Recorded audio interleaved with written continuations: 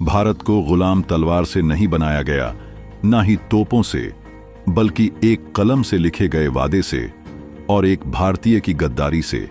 एक ऐसा सौदा जहां कुछ चांदी के सिक्कों के लिए पूरी सभ्यता नीलाम कर दी गई।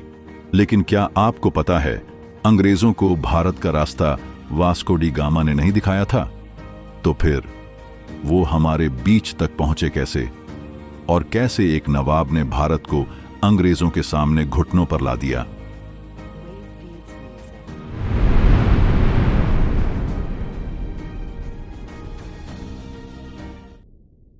चौदह सौ 98 एक पुर्तगाली नाविक वास्को डी गामा कालीकट की तटों पर उतरा। वो मसाले खोजने आया था, लेकिन अनजाने में यूरोप को एक नया रास्ता दिखा गया, भारत तक सीधी समुद्री राह। वास्को ने अंग्रेजों को कुछ नहीं बताया, लेकिन भारत की मिट्टी की खुशबू अब यूरोप के नथुनों में बस चुकी थी। 1600 में इंग्लैंड की रानी एलिजाबेथ ने ईस्ट इंडिया कंपनी को सिर्फ व्यापार की अनुमति दी, न कि सत्ता की। पर धीरे धीरे ये व्यापारी जहाजों में तो व्यापार लाए, पर दिल में छुपा कर लाए सत्ता की भूख। शुरू में इन्होंने नम्रता दिखाई, मुस्कान दी और भारतीयों का भरोसा जीता, लेकिन यह भरोसा ही भारत की सबसे बड़ी हार बन गया। 1651 में ईस्ट इंडिया कंपनी ने बंगाल में हुगली नदी के किनारे पहला व्यापारिक गोदाम फैक्ट्री बनाया। धीरे धीरे गांव खरीदे गए, किले बनाए गए और मुगल अफसरों को रिश्वत देकर अधिकार छीने गए। फिर आया 1696। अंग्रेजों ने अपने गोदाम को एक किले में बदलना शुरू कर दिया। अब व्यापार से ज्यादा ध्यान सुरक्षा और विस्तार पर था। सिराज उद दौला ने अंग्रेजों को सीधी चेतावनी दी, राजनीति से दूर रहो, बंगाल की संप्रभुता से मत खेलो। लेकिन कंपनी अब केवल व्यापार में नहीं थी,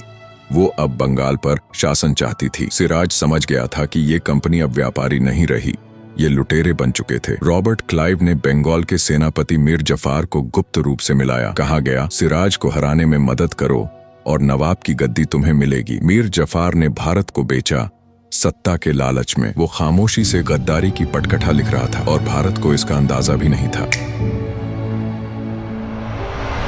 प्लासी का मैदान। सिराज के पास 50,000 सैनिक, अंग्रेजों के पास केवल 3,000। लेकिन सिराज को पता नहीं था कि उसके सेनापति मीर जफार ने पहले ही कंपनी से समझौता कर लिया है। लड़ाई के दौरान मीर जफार के सैनिक एक भी तीर नहीं चलाते। सिराज हारता है अकेले, भारत हारता है अपनों के हाथों। जीत के बाद रॉबर्ट क्लाइव ने इंग्लैंड को चिट्ठी लिखी, यहाँ इतनी दौलत है कि हर साल 2 मिलियन पाउंड भेज सकते हैं। यानी अब कंपनी को व्यापार से पैसा नहीं कमाना, सीधे राज करना था। मीर जफार अब नवाब बना, लेकिन असली सत्ता अंग्रेजों के हाथों में थी। जब मीर जफार विरोध करता, उसे हटा दिया जाता। मीर कासिम को लाया जाता, वो भी बोलता, हटा दिया जाता। अब कंपनी खुद को नवाब कहने लगी थी और भारत अंग्रेजों की जागीर।